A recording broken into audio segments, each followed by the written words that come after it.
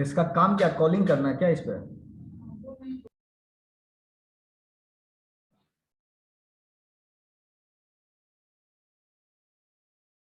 आइए, आप लोग को इन चैप्टर एक्सरसाइज 2 1 से 10 तक मिला था,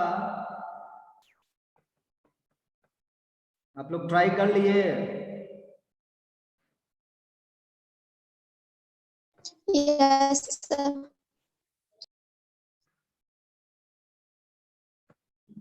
उसमें से क्या क्या पूछना है?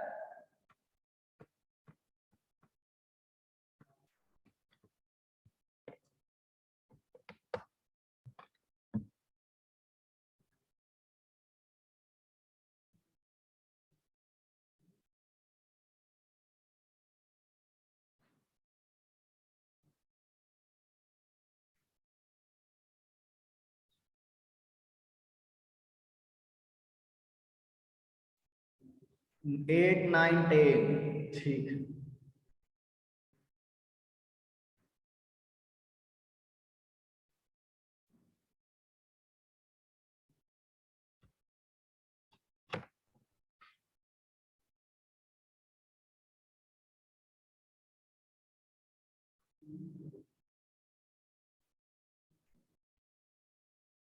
आइए 8 9 10 देखते हैं।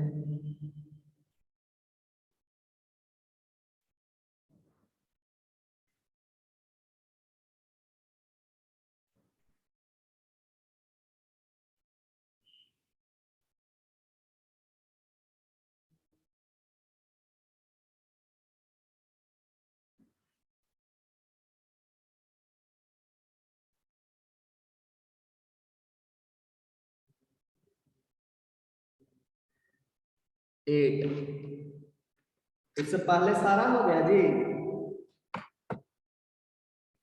सर सिक्स, ठीक है। Second sir. सेकंड भी कर देते हैं।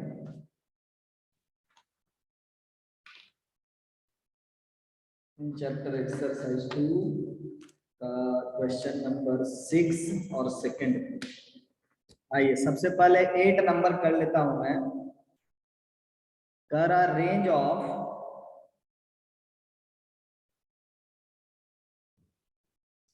3 - 2x, इसका रेंज क्या हो जाएगा? तो आपको 2 का पावर x का रेंज पता है राहुल?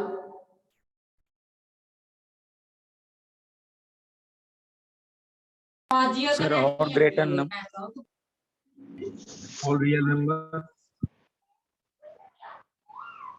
ग्रेटर देन 0 है ना? Yes sir. तो माइनस अगर हम लगा देंगे तो लेस देन 0 होगा, यस। और 3 इसमें ऐड कर देंगे तो लेस देन 3 हो जाएगा। माइनस इन्फिनिटी से 3, यही रेंज होगा।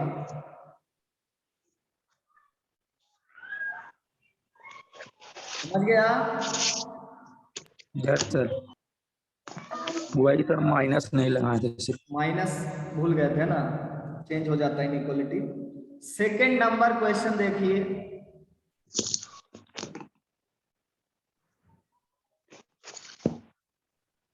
Cos inverse greatest integer x।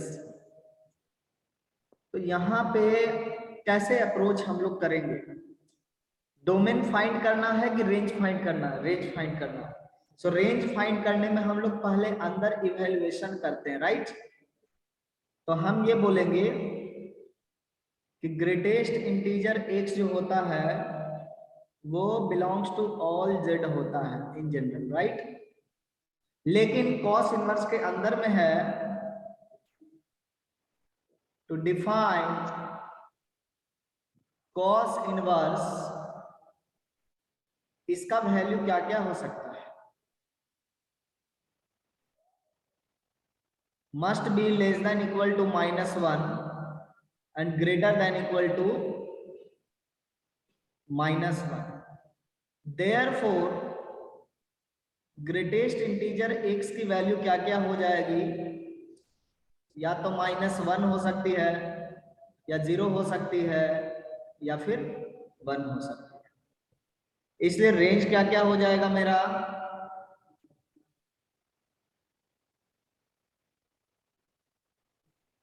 cos inverse -1, cos inverse 0 और cos इनवर्स 1। अब इनकी वैल्यू इवैल्यूएशन कर सकते हो आशय?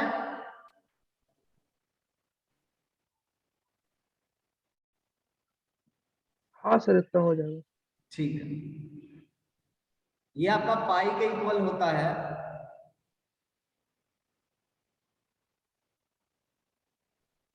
ये आपका π/2 के इक्वल होता है, और ये 0 के इक्वल होता है।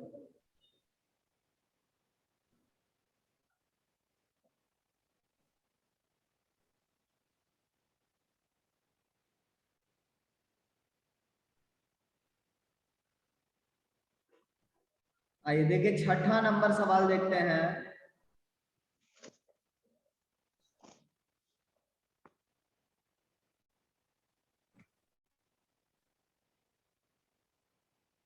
fx हम लोग को दिया हुआ है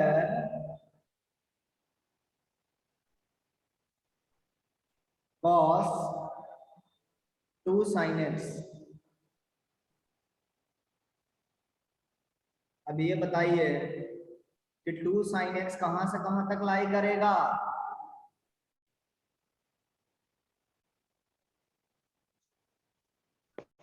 -2 से लेकर के 2 तक होता है Deepali. Yes sir, yes sir. अब इसमें हम लोग को ग्राफ प्लॉट करना होगा कॉस का, और कॉस का ग्राफ कुछ इस तरीके से होता है।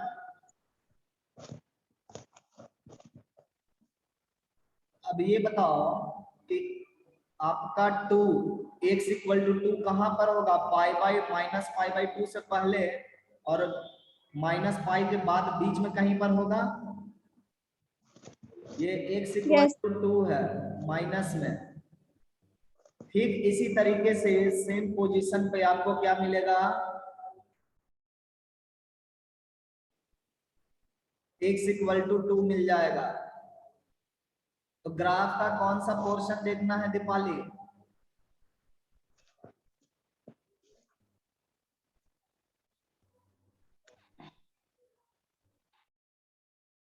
कहां से कहां तक का पोर्शन देखना है?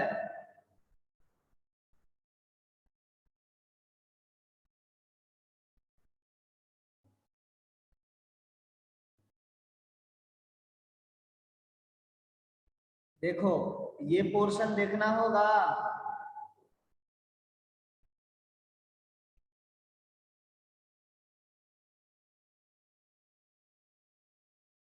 Are you getting the point? Yes sir. क्या रेंज हो जाएगा?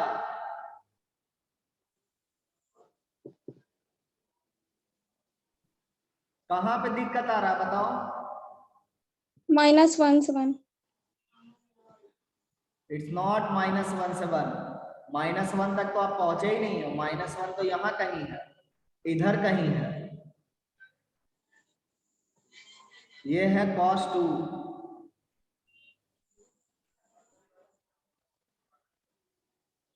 मिनिमम वैल्यू क्या है? cos 2। समझ गए? Yes sir. आइए 10th नंबर।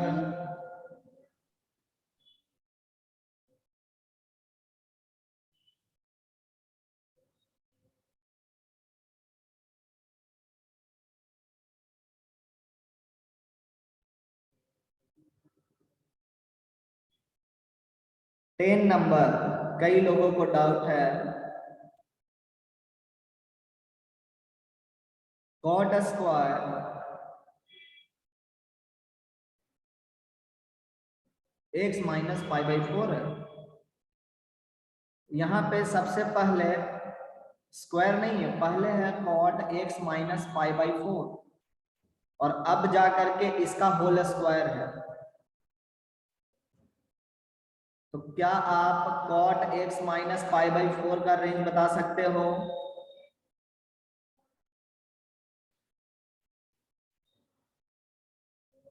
बता सकते हो Deepali?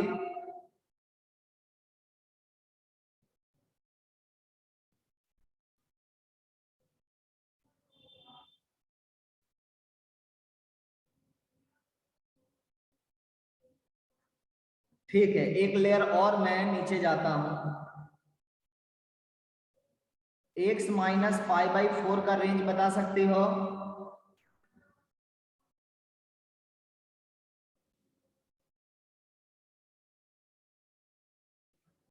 In general x minus pi by 4 का रेंज क्या होगा?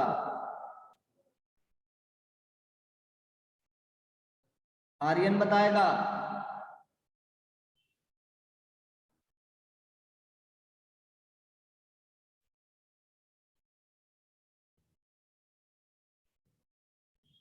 मतलब without restriction x minus pi by 4 का रेंज क्या होगा? ईशांत बताएगा।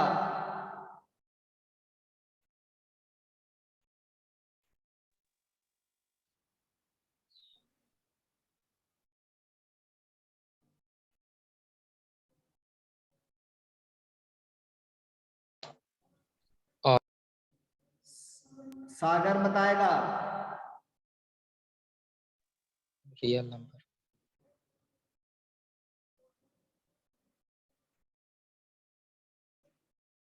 इसका रेंज जो होता है ना, कंप्लीट ऑल रियल नंबर होगा। x का रेंज क्या होगा?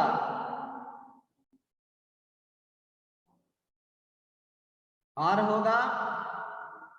तो x का रेंज अगर r है तो उसमें से माइनस पाई बाई 4 भी करेंगे तो रेंज क्या मिलेगा? r मिलेगा। ठीक है, तो कॉट की ग्राफ पूरे रियल नंबर में देखनी है। कॉट की ग्राफ पूरे रियल नंबर में देखनी है तो इसका ग्राफ कैसा दिखाई पड़ता है? पाई बाई 2 पर ये 0 होता है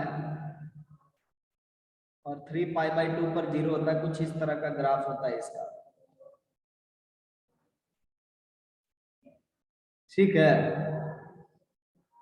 यहां पर 0 होता है, फिर यहां पे 0 होता है, फिर यहां से ऐसे निकलेगा। ये ग्राफ किसका है? y equal to cot x का ग्राफ है। आप लोग ग्राफ नोट कर लिए हो?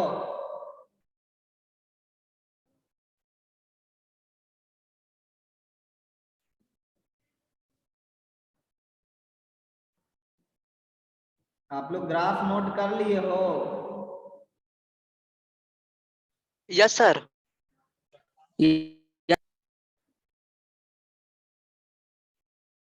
Very good. तो ये कॉटेक्स का ग्राफ है। अब ऑल रियल नंबर में अगर हम देखें तो कॉटेक्स की वैल्यू निगेटिव इंफिनिटी से पॉजिटिव इंफिनिटी तक जा रही है ना। इसका मतलब क्या हो रहा है कि इसका भी रेंज जो है वो ऑल रियल नंबर है। इसका मतलब स्क्वायर के अंदर जो है, स्क्वायर के अंदर जो है आपका कोई भी रियल नंबर आ रहा है। स्क्वायर के अंदर कोई भी रियल नंबर दिखाई पड़ रहा है। तो बताओ, स्क्वायर के अंदर अगर कोई भी रियल नंबर होगा तो स्क्वायर फंक्शन कैसा दिखाई पड़ता है?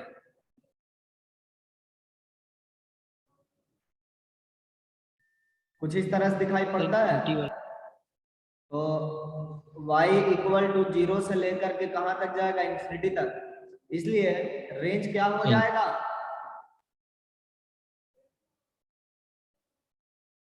बोलो।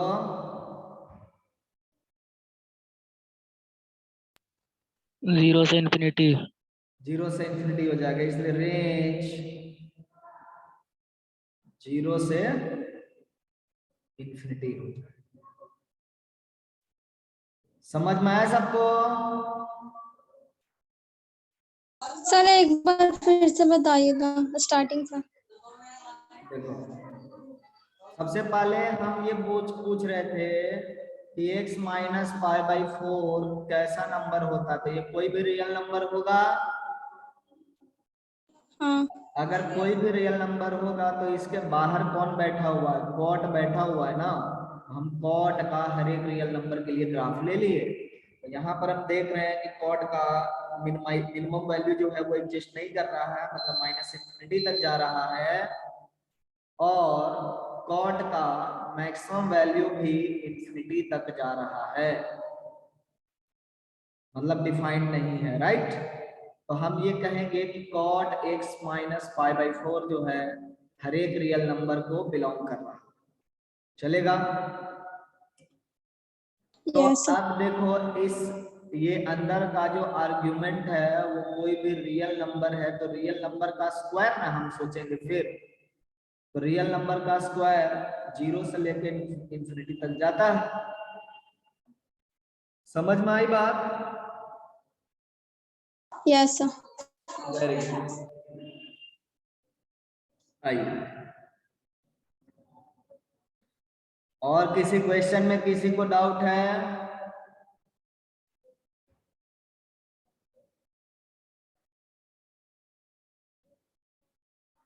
सर 4 नंबर क्वेश्चन है सर। 4 नंबर में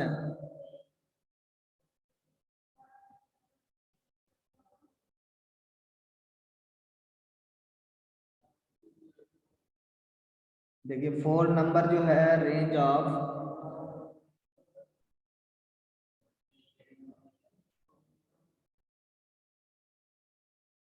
cos की पावर 4 x बाई 5 माइनस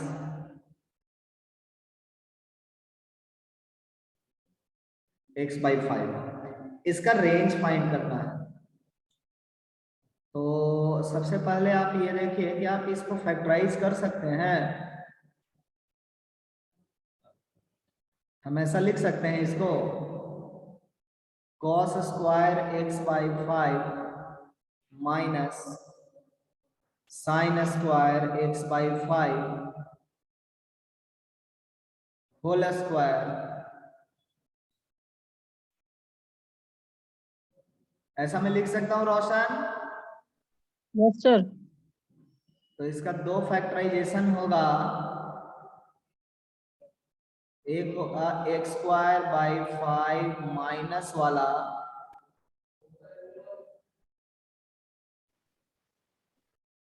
दूसरा फैक्टर होगा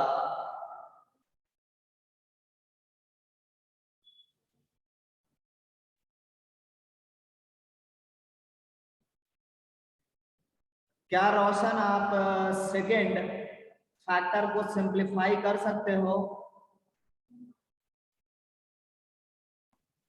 क्या सर? सेकेंड फैक्टर को सिंप्लीफाई कर सकते हो?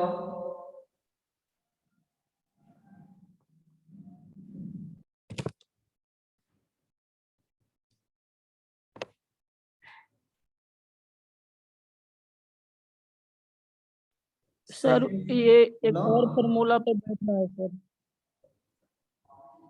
आवाज कट रही है तो आप चैट पे लिख दीजिए। सर इसको एक और फॉर्मूला पे नहीं लिख सकते हैं सर?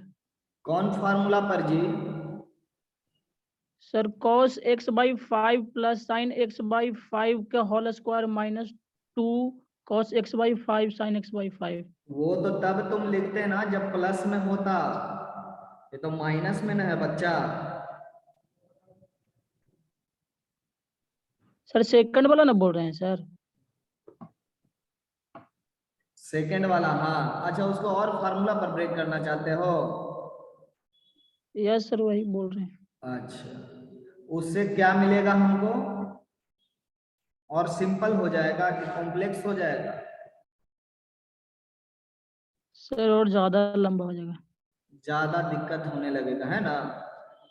क्या इसको हम यस। ऐसा देख सकते हैं, ये cos square theta plus sine square theta जैसा है?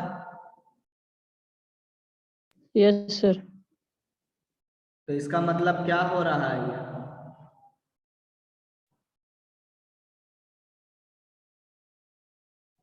Cos square theta plus sine square theta कभी देखे हो मैथ में? Yes sir. क्या इसको लिखते हैं? 1 हाँ 1। Very sir. गुड। जो बच्चा भूल गया उसको मैथ पढ़ने का अधिकार ही नहीं। तो ये हो गया 1 के इक्वल, है ना। अब रही बात हमारे पास cos स्क्वायर x/5 है माइनस साइन स्क्वायर x/5। क्या इसको भी हम मोर सिंपलर फॉर्म में लिख सकते हैं using some identity? Yes sir. क्या होगा? cos 2x/5। cos of 2 into x/2। समझा रोशन?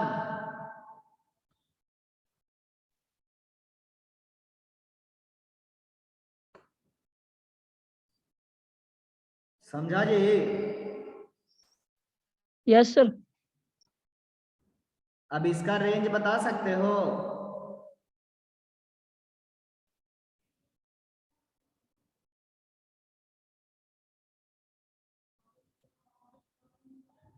cos 2x/5 का रेंज फाइंड करना है।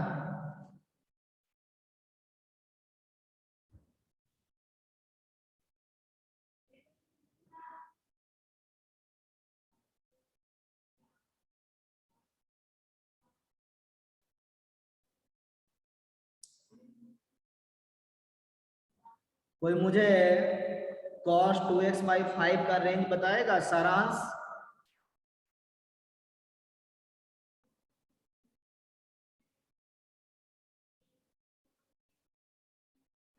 सारांश बताएगा cos 2x/5 का रेंज।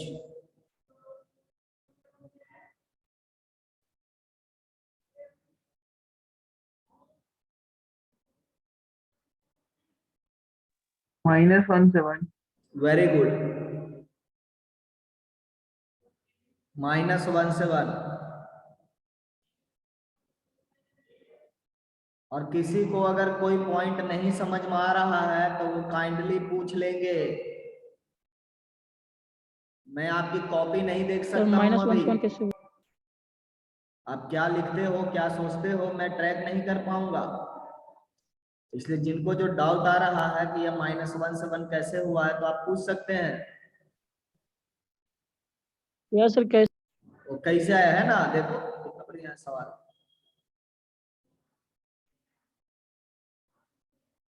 टू x/5 का रेंज क्या होता है रोशन, बताओगे? All real number. All real number. तो cos का ग्राफ हम ऑल रियल नंबर पे प्लॉट करेंगे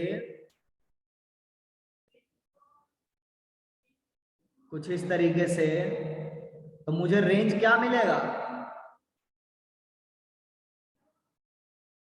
हाँ सर। अपर 1 और लोअर लिमिट -1। समझा ना? Yes sir. और किसी को कोई प्रॉब्लम है इस पार्ट में?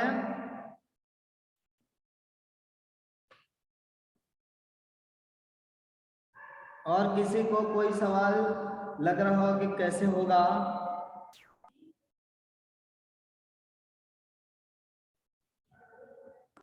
सर 9 में आंसर नहीं है।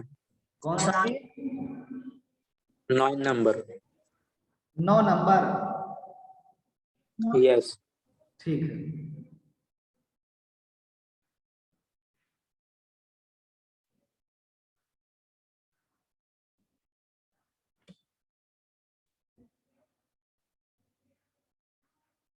Ninth number.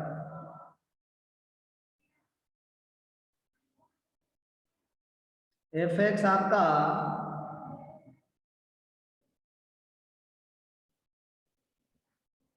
Plus model x है, ठीक है। इसमें ऐसा कर सकते हो, x से डिवाइड कर दो, 3 मिल गया, मॉडुलस एक्स बाई एक्स मिला, है ना राहुल? Yes sir. तो इसका दो वेरिएशन होगा ना। पहला तो ये होगा कि मॉडुलस पॉजिटिव में खुल जाए,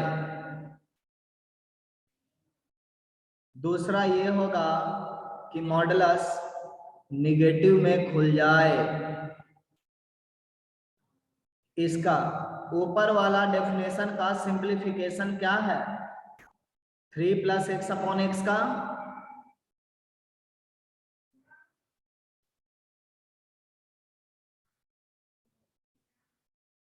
बताओ राहुल। 3 + x/x का सिंप्लीफिकेशन क्या होगा?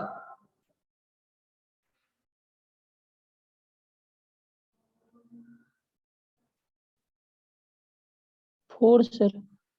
4 होगा। बहुत बढ़िया क्वेश्चन। और दूसरे पार्ट का सिंप्लीफिकेशन 2। 2 हो जाएगा। इसलिए रेंज क्या हुआ?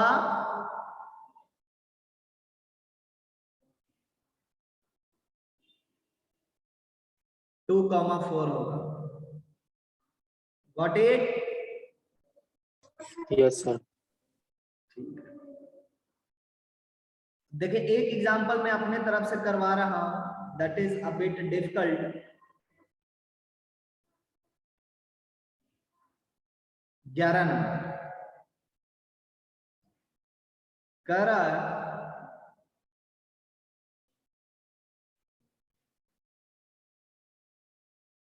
fx = sin inverse x²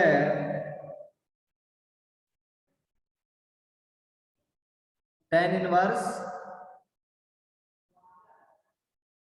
x² - 1। सबसे पहले अगर हम लोग एक बात को समझ ले साइन इनवर्स और tan इनवर्स के बारे में, तो क्वेश्चन को एनालाइज करना थोड़ा आसान हो जाएगा।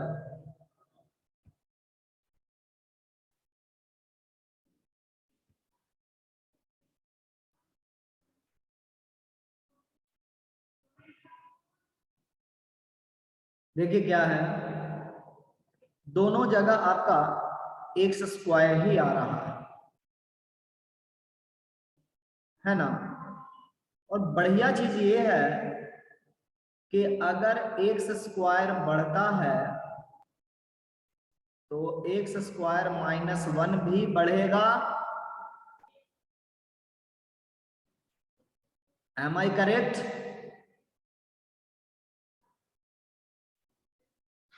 अगर x² की वैल्यू घटती है तो x² - 1 भी डिक्रीज करेगा। Isn't it?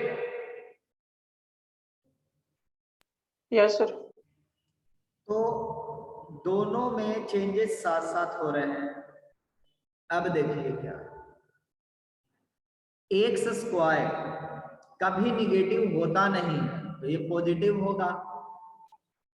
सो x² चूंकि साइन इनवर्स के बाजू में बैठा हुआ है तो हम बोलेंगे कि ये सिर्फ और सिर्फ जो है आपका 0 से लेकर के 1 तक का वैल्यू ले सकते है ना। तब तो x² - 1 का जो वैल्यू होगा वो -1 से 0 होगा, क्योंकि डोमेन सेटिस्फाई होना चाहिए ना दोनों का। बात समझ रहे हो आप लोग? Yes. रिस्ट्रिक्शन वाला एरिया कौन सा है? साइन इनवर्स है। तो हमने साइन इनवर्स पे रिस्ट्रिक्शन लगाया। tan जो है बिना रिस्ट्रिक्शन वाला है, इसमें कोई भी रियल नंबर चल जाता है, इसीलिए x² - 1 अगर निगेटिव भी हो रहा तो कोई प्रॉब्लम इसको नहीं है। अब देखो ध्यान से, साइन इनवर्स का नेचर कैसा है? कुछ इस तरह का ग्राफ का नेचर है, 0 से लेके 1 के बीच।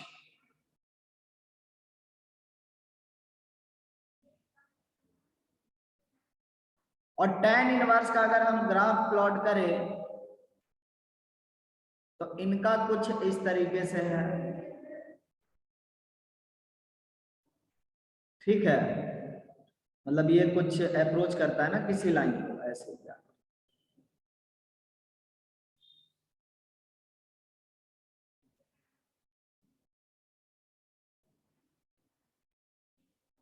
ये कुछ अप्रोचिंग नेचर का होता है ना। तो हम लोग को कहां से लेना है? -1 से लेकर के 0 तक जाना है। तो हम दोनों ग्राफ में एक ही चीज देख रहे हैं कि साइन इनवर्स x इंक्रीजिंग है 0 से लेके 1 में, और tan इनवर्स x भी आपका -1 से लेकर के 0 तक में इंक्रीजिंग है। बात समझ में आ रही है? Yes sir. मतलब दोनों पार्ट इंक्रीजिंग है, ये भी पार्ट इंक्रीजिंग है, ये भी पार्ट इंक्रीजिंग है, तो दोनों बढ़ेगा। तो दोनों का अगर हम लार्जेस्ट वैल्यू लेंगे तो इस केस में कितना हो रहा है? साइन इनवर्स के केस में π/2, और इस केस में लार्जेस्ट वैल्यू 0 पर मिल रहा, मतलब जब x² - 1 का वैल्यू 0 होगा। तो हम ये बोल रहे हैं कि लार्जेस्ट y के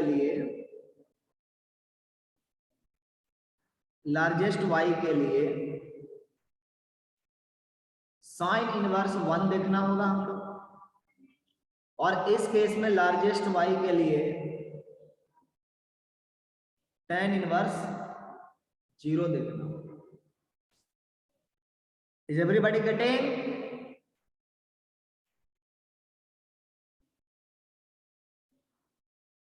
yes sir. Very good. Yes, sir. अब देखो साइन इनवर्स 1 का वैल्यू क्या है? π/2, और tan इनवर्स 0 का वैल्यू 0 है।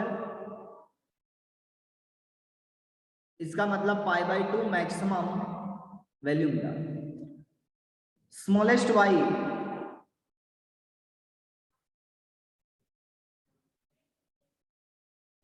न्यूमेरिकली स्मॉलेस्ट y, इस केस में साइन इनवर्स 0 होगा,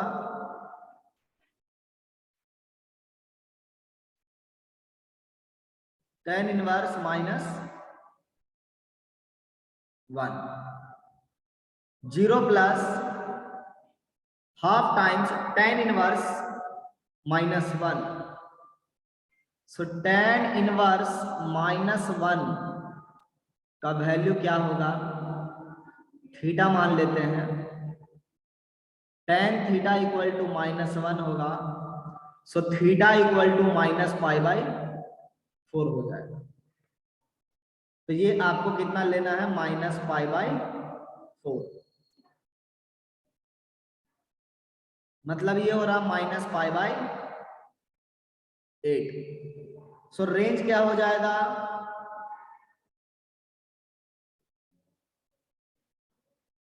-π/8 से π/2 तक हो जाएगा।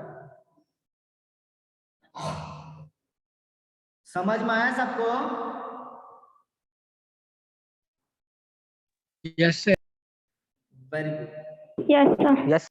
सीखने वाली बात यह है कि जब दोनों इंक्रीजिंग हो, है ना, दोनों इंक्रीजिंग हो और एडिशन में हो, तब ये प्रक्रिया यूज करना अच्छा है। यही अगर मल्टीप्लिकेशन में होगा तो ये प्रक्रिया आपको हार्म भी कर सकता है, गलत भी करवा सकता है। So it's only valid for summation, even minus sine will also hamper distance. यहाँ पे प्लस के अलावा अगर कुछ भी आ जाए, इनटू, डिवीजन, ये कुछ भी आ जाए तो हम ये फिर स्टेप नहीं लेंगे, फिर हमें दूसरे तरीके से अप्रोच लेना पड़ेगा।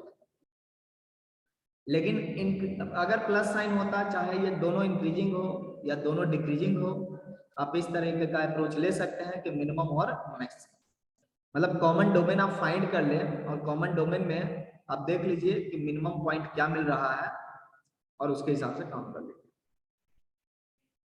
तो ये अपना बेसिक रेंज का पार्ट हुआ। अब हम लोग आइडेंटिकल फंक्शन के बारे में समझेंगे। सर 15 भी बता दीजिए। 15 नंबर, इन पे भी आएंगे हम लोग। इसको मैं आपको डाउट में बता दूंगा, ठीक है। अभी हम लोग डिस्कस करते हैं identical function. Clear?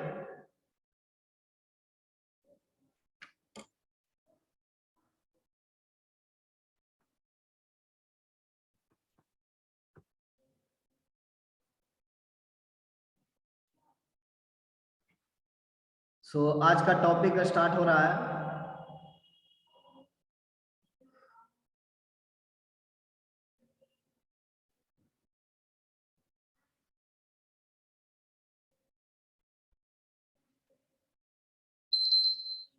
Identical function और इक्वल फंक्शन।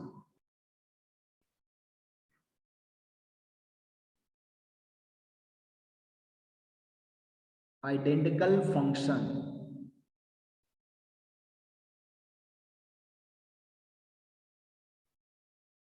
और इक्वल फंक्शन, ये दोनों में कोई अंतर नहीं है, दोनों एक ही चीज है। इसका सीधा डेफिनेशन है कि two function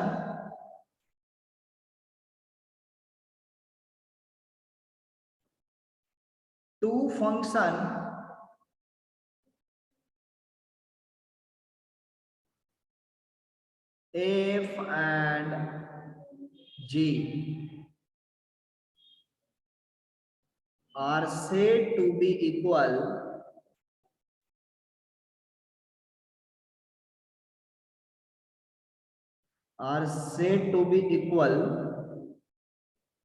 if and only if पहला they have same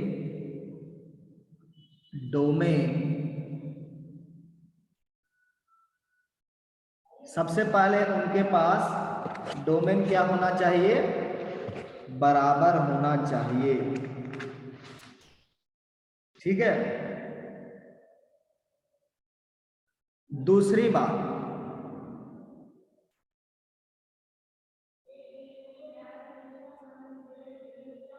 range of f और रेंज ऑफ g बराबर होना चाहिए। Range of f, range of g equal होना चाहिए। केवल इतना से नहीं होगा,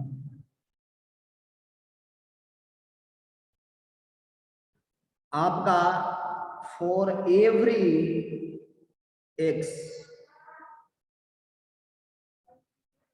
जो डोमेन में होगा बेसिकली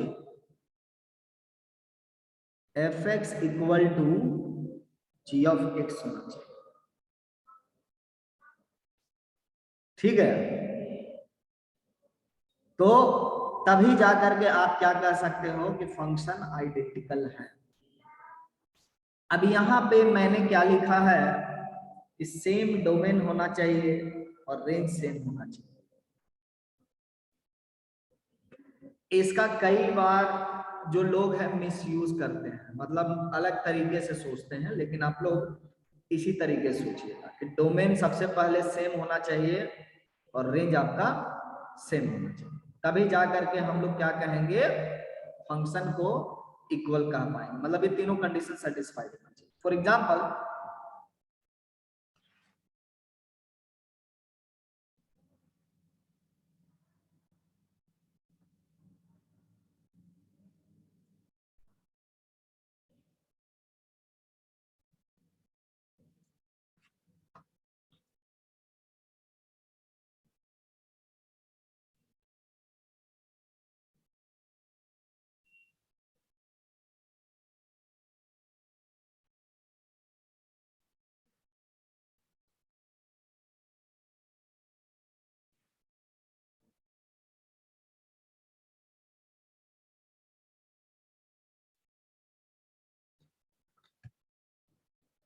देखिए, अगर हम लोग एक एग्जांपल ले रहे हैं कि 1/x और एक g ऑफ x फंक्शन है 1/x²। एक मिनट, हाँ सर,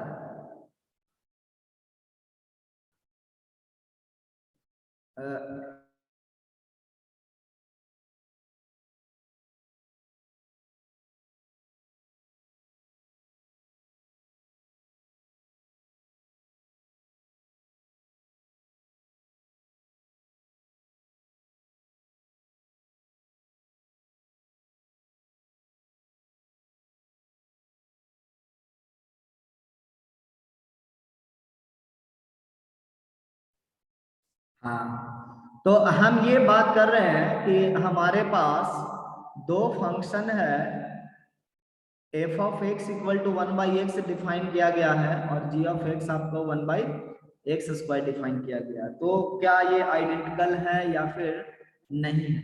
तो सबसे पहले आइडेंटिकल फंक्शन के केस में तुमको ये तो दिखाई, एक मिनट यहाँ पे थोड़ा सा चेंज करना होगा।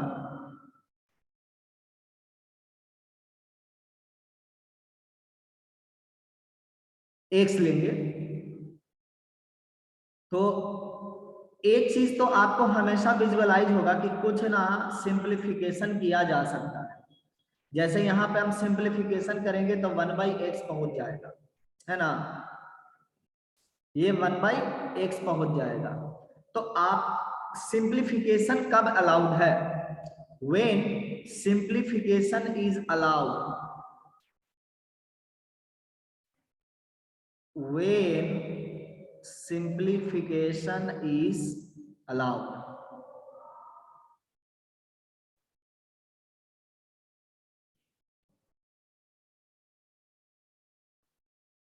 तो इसका सीधा सा उत्तर है domain before and after simplification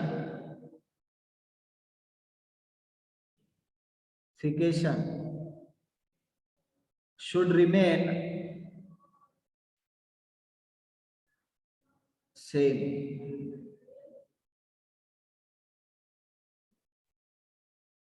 ठीक है, सिंप्लीफिकेशन करने के बाद डोमेन चेंज नहीं होना चाहिए, ये बात का ध्यान रखें। ठीक है, तो यहाँ पे आप बेसिकली सिंप्लीफाई कर सकते हैं। क्यों? क्योंकि इसका डोमेन क्या है? इसका डोमेन है x not equal to 0। Am I right? क्योंकि डिनोमिनेटर में है ना।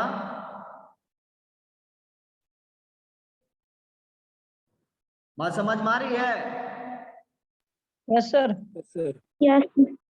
तो अब हम इसको सिंप्लीफाई कर सकते हैं और सिंप्लीफाई करने पे 1/x आ रहा है जो कि fx जैसा है। और यहां पर भी डोमेन अगर हम देखें तो यहां पे भी डोमेन क्या है मेरा?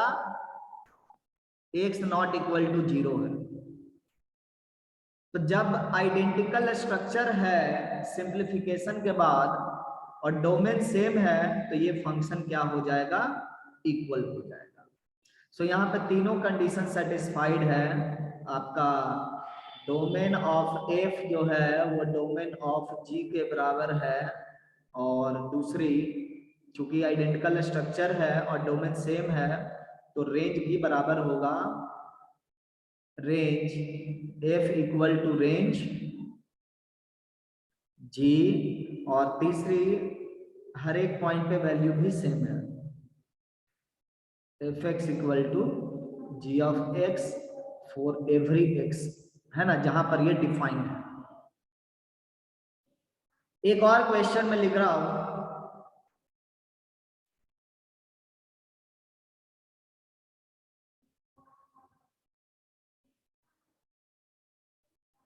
क्या fx और gx दोनों फंक्शन इक्वल हैं?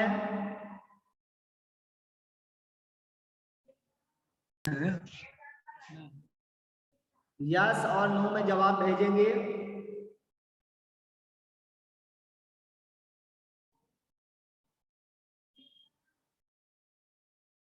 Very good Shiva Chaitanya. Rahul Raj, think a bit more. बहुत बढ़िया रोशन, बहुत बढ़िया दीपाली। मैं हर किसी का आंसर का इंतजार करूंगा, इसलिए और सोचिए आशय, और सोचो राहुल राज, ईशान बहुत अच्छा।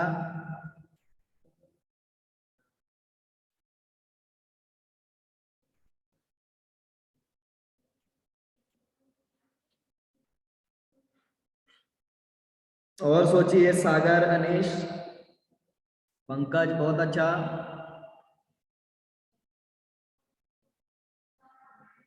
अजय बहुत बढ़िया।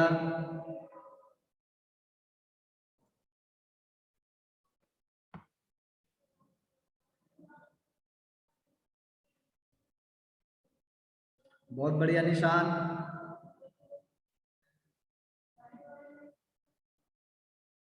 Yes Ashay, your inspection is right. Aryan बहुत अच्छा।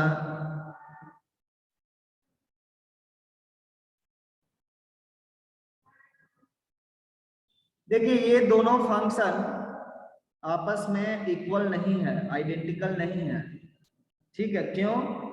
इसलिए कि यहाँ पे आपका डोमेन क्या है,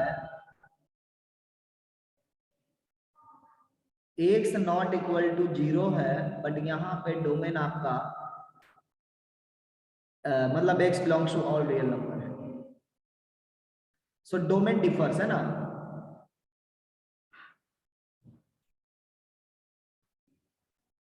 डोमेन डिफर,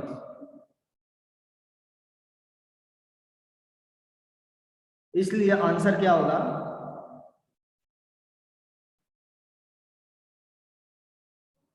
नो हो जाएगा।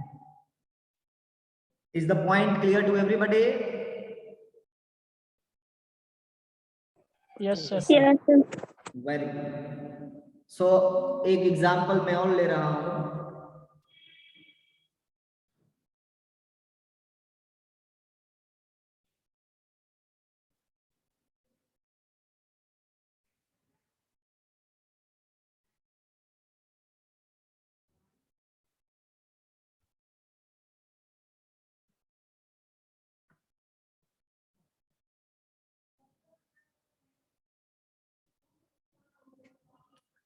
हमारे पास f ऑफ x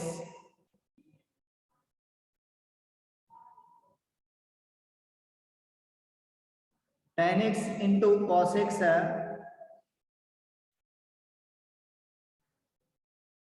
और दूसरा है मेरा gx equal to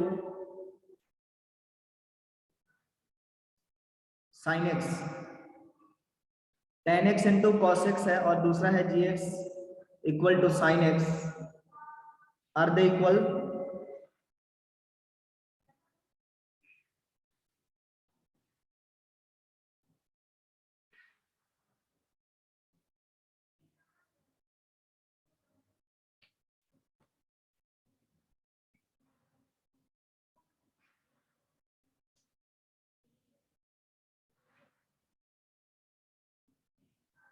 very good Chaitanya, निशान।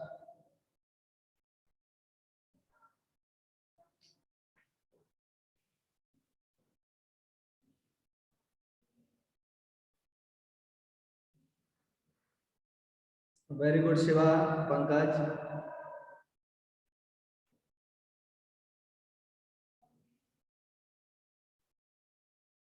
और सोचिए रोशन।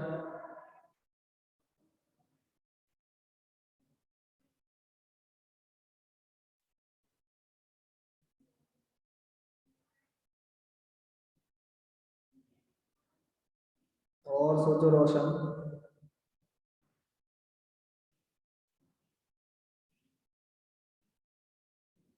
बहुत बढ़िया आर्यन, शांत, वेरी गुड अनीश।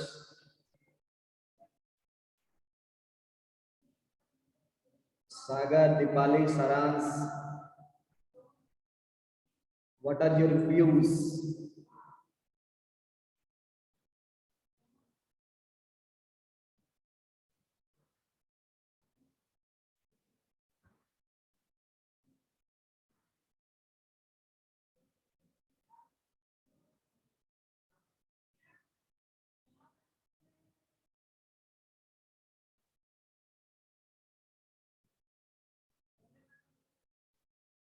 बहुत अच्छा जय।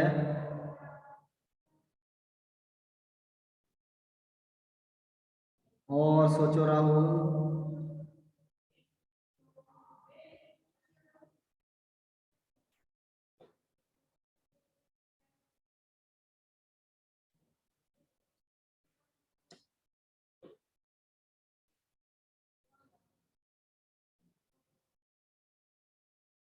देखिए ये दोनों फंक्शन का डोमेन फाइंड कर लेंगे। एफ एक्स का डोमेन क्या होगा?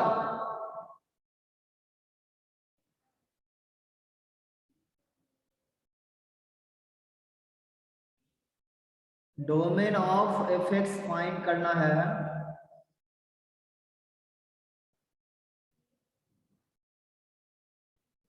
हम क्या बोलेंगे? tan x भी डिफाइन होना चाहिए, cos x तो हर जगह डिफाइंड है। सो फॉर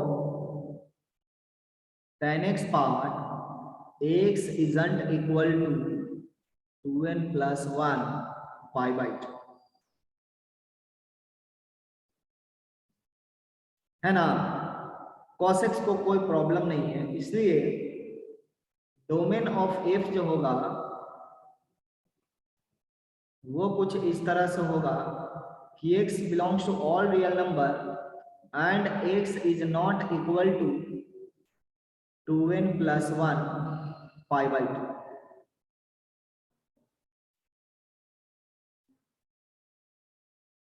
इतनी बात समझ में आई सबको?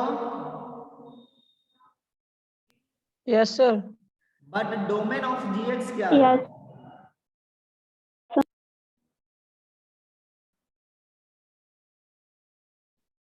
ये ऑल रियल नंबर है, तो क्या इनके डोमेन बराबर हैं?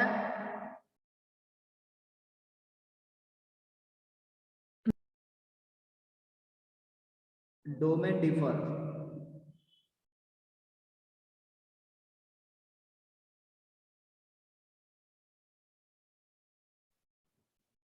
Hence not equal.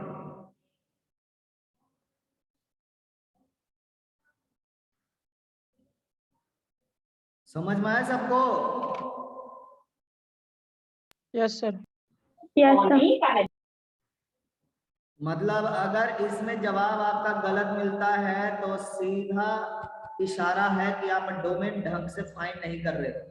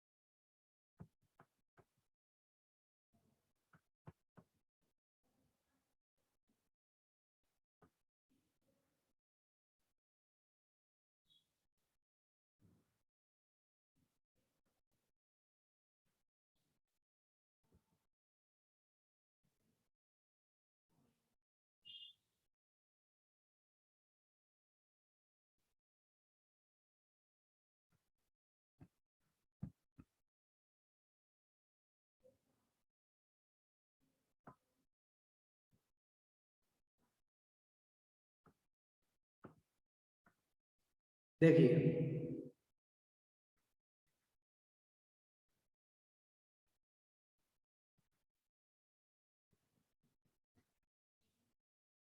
हमारे पास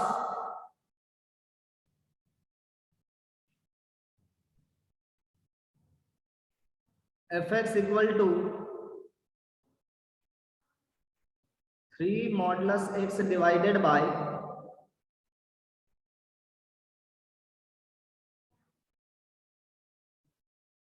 मॉडुलस एक्स है।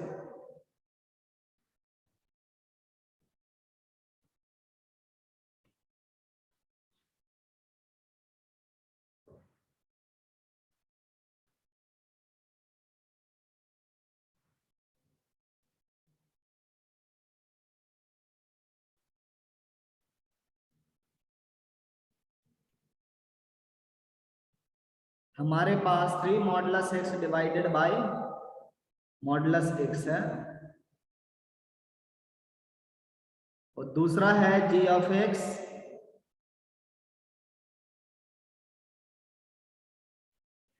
3x plus modulus x divided by x. Are they equal?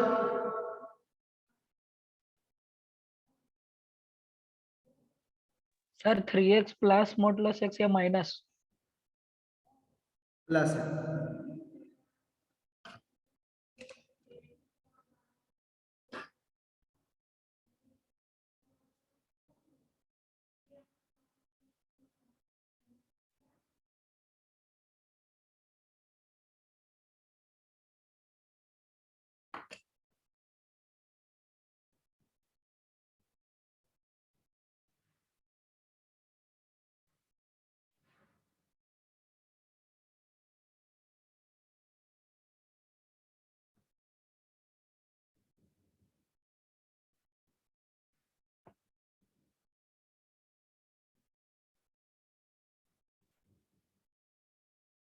Very good Rahul Chaitanya.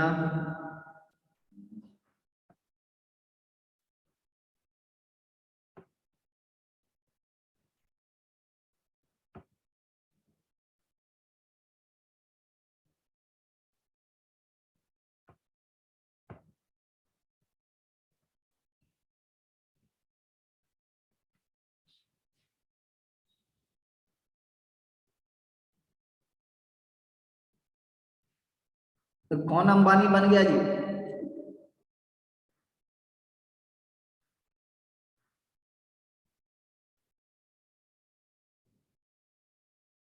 Very good Roshan,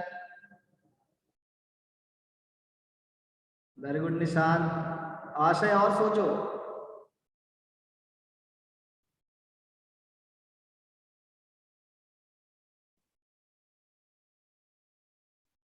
very good Ishant.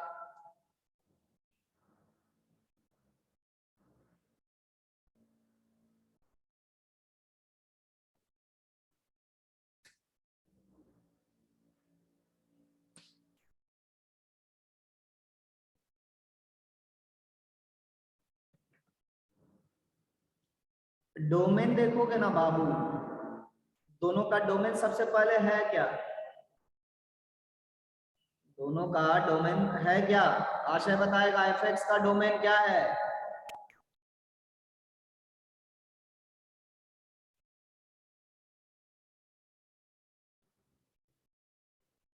बताओ आशय, एफ का डोमेन क्या है?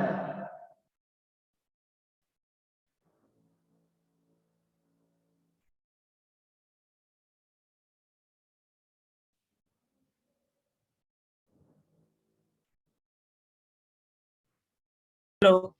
हेलो। चैट पे लिखो ना। हेलो। हाँ आवाज आ रही है, बोलो। सेट ऑफ ऑल वैल्यूज मतलब जितना रियल नंबर हो। ऑल रियल नंबर है डोमेन में।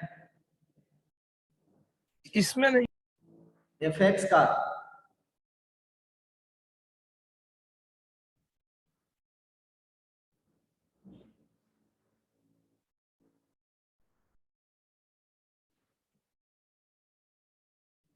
जब आपका डिनोमिनेटर है, डिनोमिनेटर कभी 0 होगा, सो डोमेन आपका 0 छोड़ करके हर एक नंबर होगा।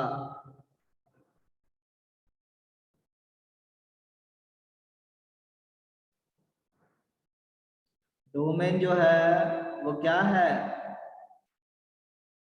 R-0 किसका? एफ का।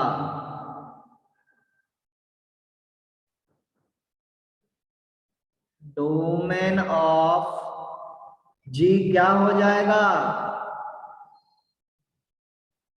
बोलो आशय।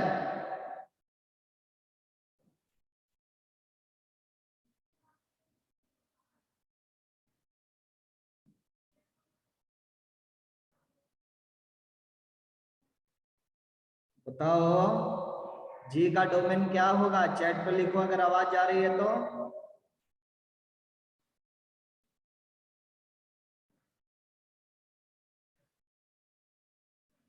बहुत अच्छा रोशन।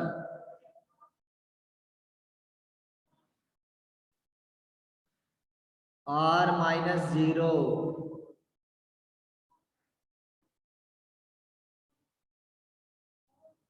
होगा ना? डोमेन तो बराबर आ गया दोनों का। अब हम सिंपलीफाई कर लेंगे।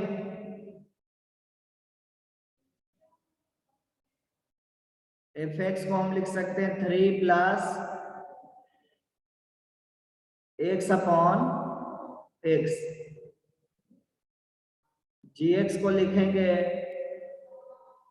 3 plus modulus x upon x.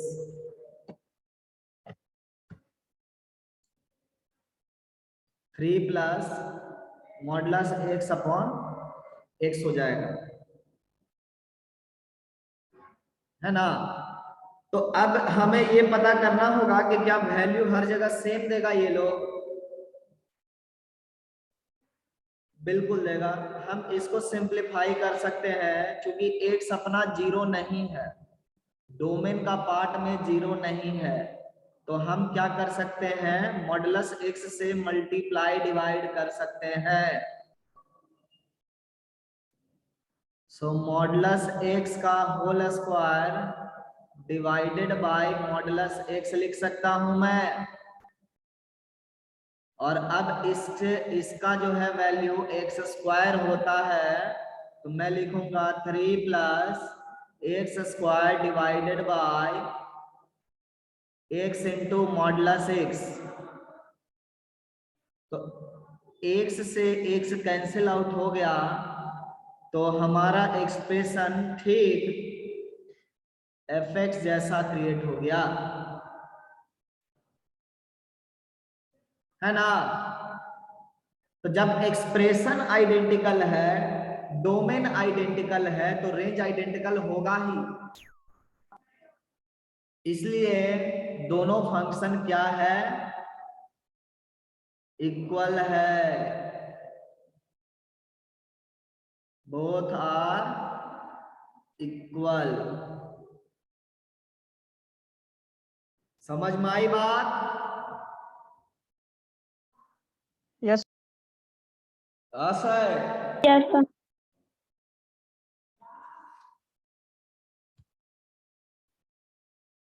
आशय बताएगा समझ में आया?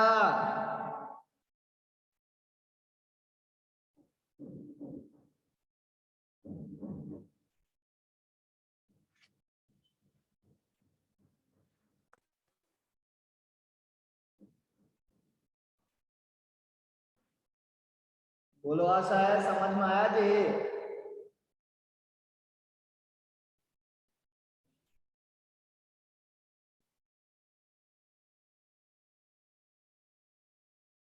आशय के पास क्लियर आवाज नहीं जा रही है। मैं थोड़ा मोबाइल से कनेक्ट करके देखता हूँ, हो सकता है कुछ बेटर परफॉर्मेंस हो।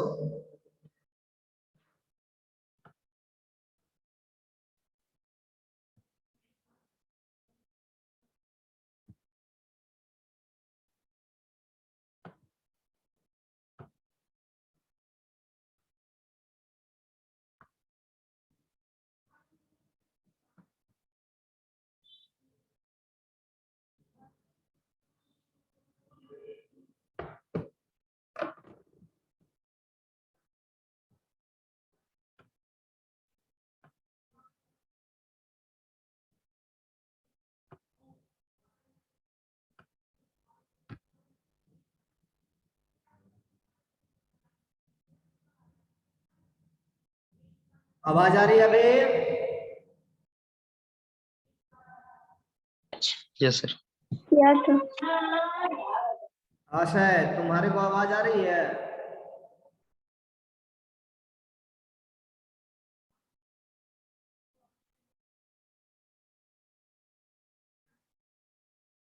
आशय लगता है सुन नहीं रहा।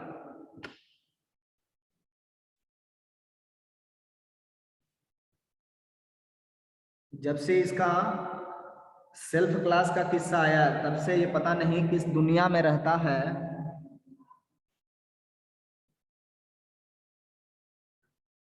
आइए देखिए, आगे बढ़ते हैं हम लोग।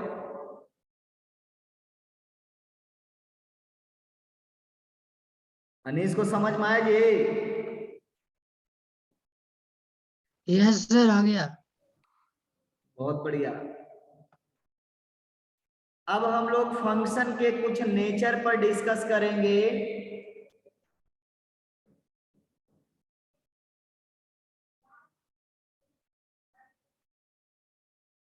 Nature of function.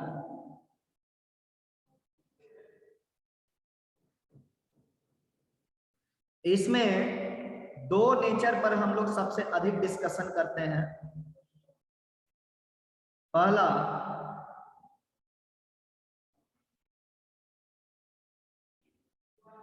इंजेक्टिविटी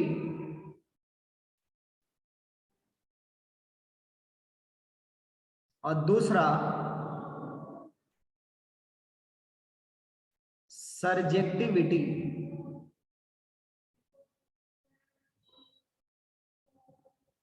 ये दो नेचर हम लोग को डिस्कस करना है। ये दोनों नेचर है क्या? पहला जो नेचर है ये डिस्कस करता है कि how many elements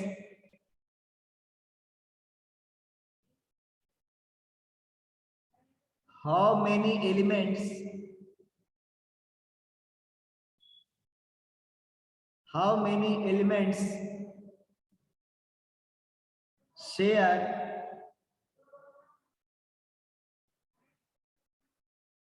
identical image।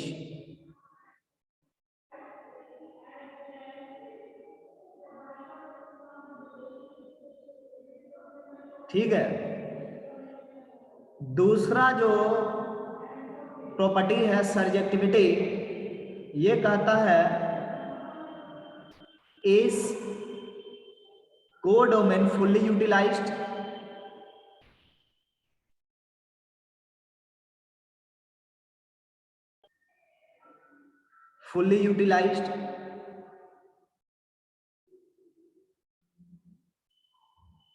ये कहता है। मतलब समझते हैं।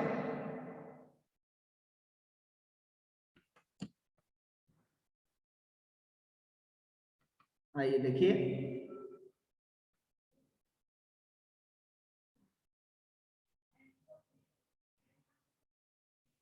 मान लेते हैं कि ये मेरा सेट ए है, ये बी है, और हम एक फंक्शन ले रहे हैं।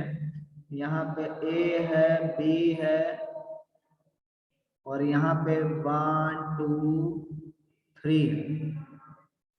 ठीक, तो हम एक तरीका तो ये अपना सकते हैं कि ए 1 से अटैच हो रहा है और B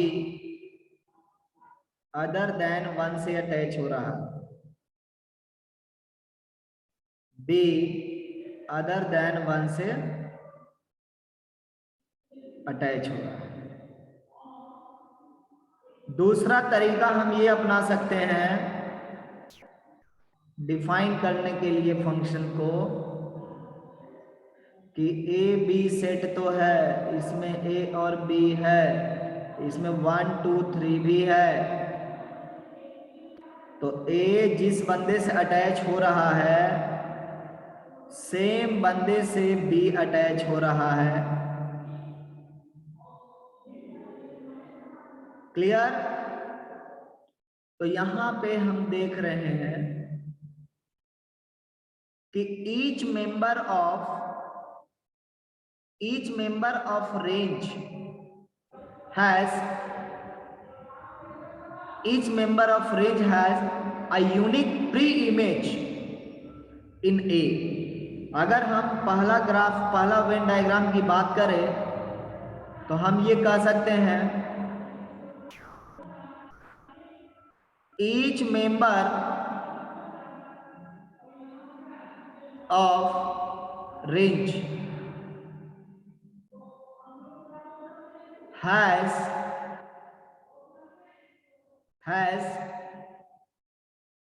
unique pre-image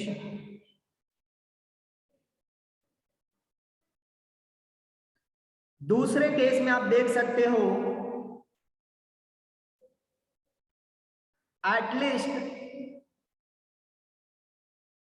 there is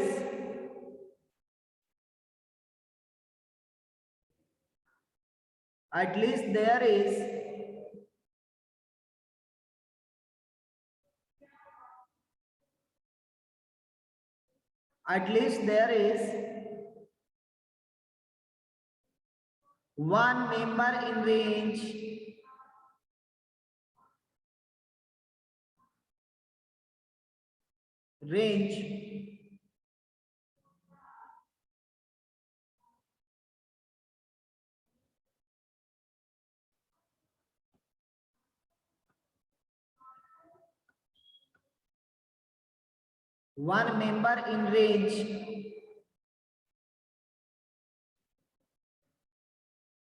range which has not unique pre-image.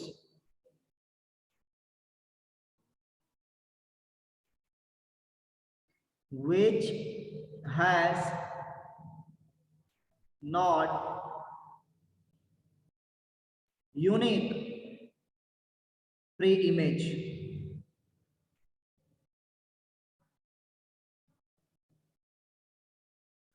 ये बात समझ में आ रही है?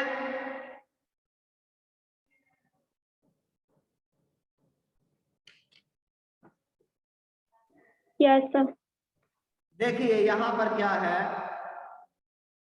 कि हम कोडोमेन का वो पार्ट उठा रहे हैं जो रेंज बन रहा है। सबसे पहले आप यहां पर देखो 1 is a part of range. 1 का प्री इमेज कितना है? 1 है। 3 का प्री इमेज कितना है? 1 है। तो यहाँ पे हर एक मेंबर जो रेंज का है उसके पास यूनिक प्री इमेज,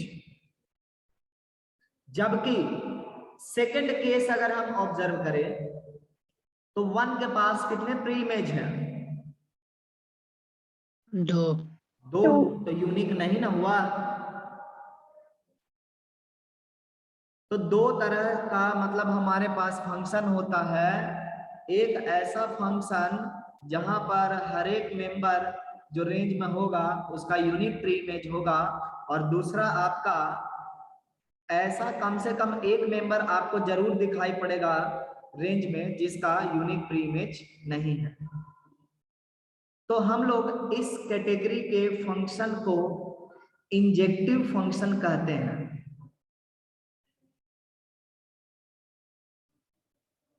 और इस तरह के फंक्शन को नॉन इंजेक्टिव कहते हैं।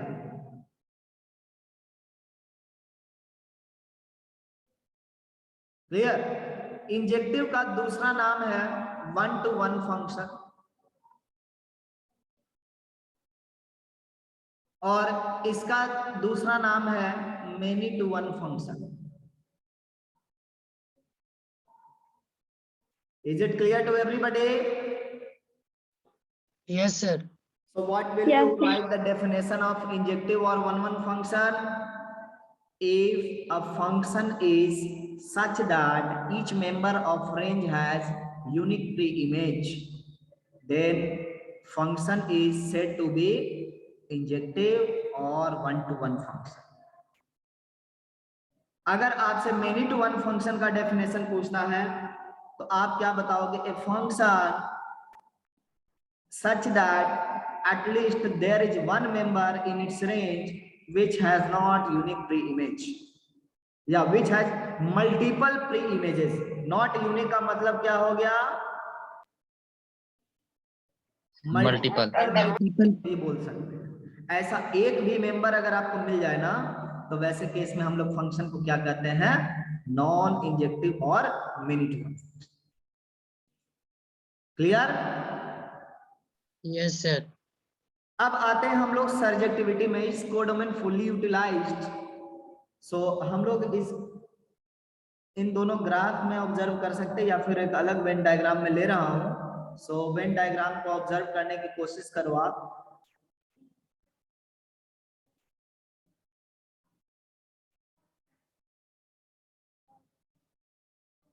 इसमें आपका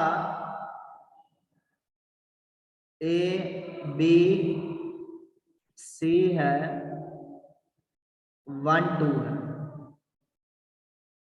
और ए का इमेज बन रहा है 1, बी का भी 1 बन रहा है, और सी का भी 1 बन रहा है। ठीक है। दूसरा केस ऐसा होगा कि ए बी सी 1 2, ए 1 से मैप हुआ, बी भी 1 से मैप हुआ, बट सी 2 से मैप हुआ। तीसरा केस ये हो सकता है A B C 1 2 3,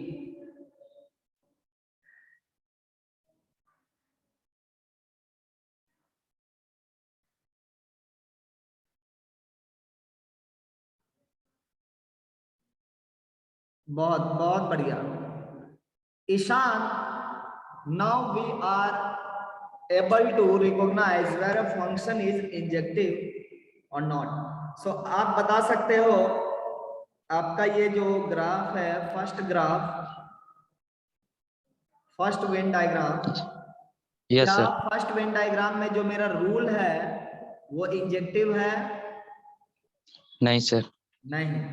Anees non बताएगा, इंजेक्टिव। सेकंड केस में जो मेरा रूल है क्या वो इंजेक्टिव है? No sir, non very injective है। गुड। दीपाली बताएगी, थर्ड केस में जो मेरा रूल है वो इंजेक्टिव है? Yes, sir. Your voice not reaching here. Injective है। इंजेक्टिव है। Okay, very good. so you understood injectivity. now come to surjectivity part. is codomain fully utilized? क्या इस केस में मेरा जो कोडोमेन है, जो बी सेट है, सेकंड सेट जिसको कोडोमेन कहते हैं, वो फुल्ली यूटिलाइज हो रहा है क्या? क्या उसका हर एक एलिमेंट का कुछ ना कुछ प्री इमेज है क्या? No no. सर। नहीं। तो ऐसे केस में हम लोग इसको क्या कहेंगे? Non surjective. ये कैसा फंक्शन हो गया? Non surjective. ठीक है। क्या सेकंड केस में कोडोमेन के हर एक एलिमेंट का प्री इमेज है? Yes yes sir. तो ये हो गया सर्जेक्टिव।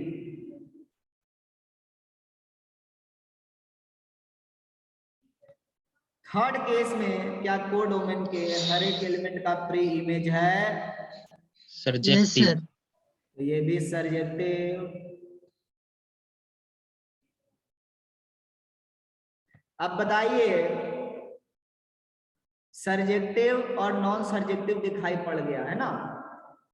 एक मैं और केस अब लूंगा तो तुम लोग बहुत इजीली बता सकते हो। मैं एक एग्जांपल ले रहा हूं, बताना कि क्या होगा।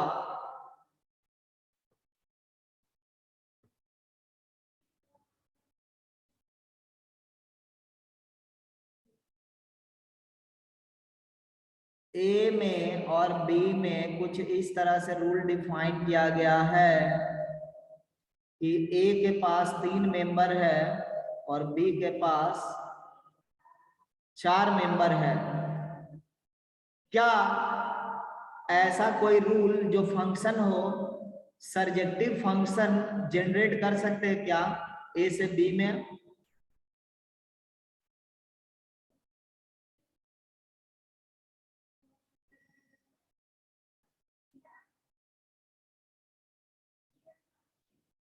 क्या ए से बी में सर्जेक्टिव फंक्शन डिफाइन किया जा सकता है? Yes sir. कैसा होगा जरा बताना तो एक एग्जांपल। ए का मैपिंग किससे करूं मैं?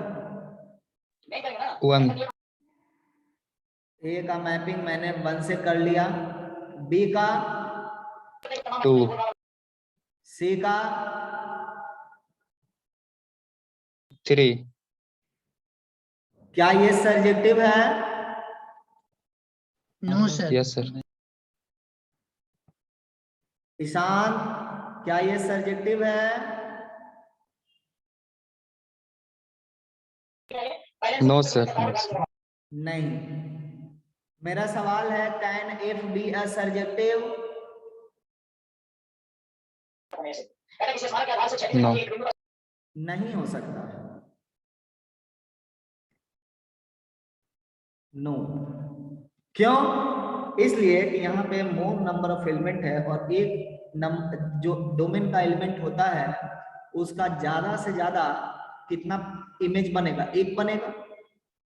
तो यहाँ पे 3 है तो मैक्सिमम कितने इमेजेस आप ले सकते हो? 3 इमेजेस ले सकते हो, बट यहाँ पर तो एलिमेंट कितना 4 है। सो कभी भी आपका एफ क्या हो सकता है? सर्जेक्टिव इस केस में नहीं होगा। समझ में आई सबको बात? Yes, sir. तो अब Yes, sir. आप सर्जेक्टिव का नया नाम सुन लो। सर्जेक्टिव फंक्शन को हम लोग ऑन टू के नाम से जानते हैं और नॉन सर्जेक्टिव को हम लोग इनटू के नाम से जानते हैं। मतलब आपसे पूछा जाए ऑन टू इनटू तो आपको इसी तरीके से जजमेंट लेना है कि क्या कोडोमेन फुल्ली यूटिलाइज हुआ। Is there any element in codomain which does not have any pre image? अगर ऐसा है तो इसका मतलब कोडोमेन फुल्ली यूटिलाइज नहीं हुआ। और अगर कोडोमेन के हर एक एलिमेंट का कुछ ना कुछ प्री इमेज है, इसका मतलब क्या हो गया? कोडोमेन फुल्ली यूटिलाइज हुआ और फंक्शन क्या हो गया? सर्जेक्टिव। तो हम इसको ना बहुत सिंपल शब्दों में बात करते हैं। Range equal to codomain. अगर रेंज कोडोमेन के बराबर हो गया तो फंक्शन सर्जेक्टिव होगा। क्या अल्टरनेट वे में ऐसा बोल सकता हूं मैं?